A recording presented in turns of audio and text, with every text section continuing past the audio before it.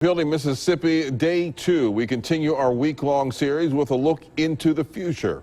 By now, we know of the short-term impacts left in the wake of the COVID-19 pandemic, but now leaders are looking past this year. They say that the changes could impact the job force moving forward. In part 2 of our series, Jade Alexa asked the question, what's the plan? High-flying drones bringing much-needed internet to rural Mississippi. Where it could take 10 years to get fiber out there economically, we can get them high-speed internet now by just popping our drone up, finding where we need to put the antenna. Whisper Systems installs the antennas.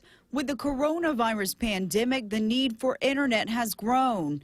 And Connor Ferguson, the founder of the company in Batesville, Mississippi, says they've streamlined the process with cutting-edge technology. We're getting people the last miles, what they call it, of internet, where people, 47% of the population of Mississippi doesn't have access to internet. So we're trying to take that number and erase it. Ferguson graduated from Mississippi State University. The university is leading the way in autonomous systems.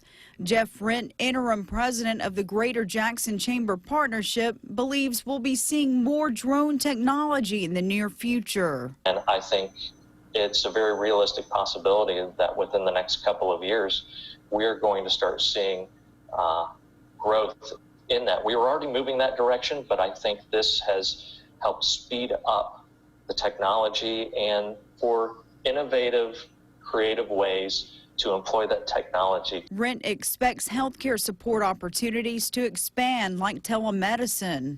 Mississippi is already known across the country, believe it or not, as being a leader and a pioneer in the delivery of telemedicine services. UMMC, C-Spire have partnered during the COVID-19 pandemic, and many people, before they even get a test to see if they are symptomatic or maybe they're asymptomatic, they have to be screened first. Joe Sanderson is the CEO of Sanderson Farms. He is also the chair of Restart Mississippi, the governor's commission for economic recovery. What would you say is the economic toll on our state? I have seen some projections, and it's very grim. It's just the same across the country.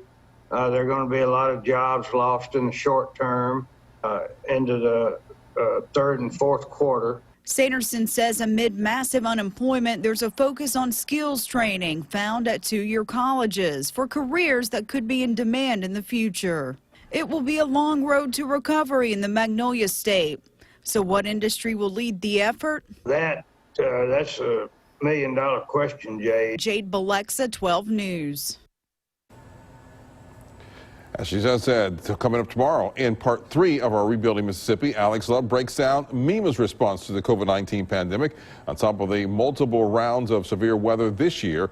That's tomorrow right here on 12 News at 6.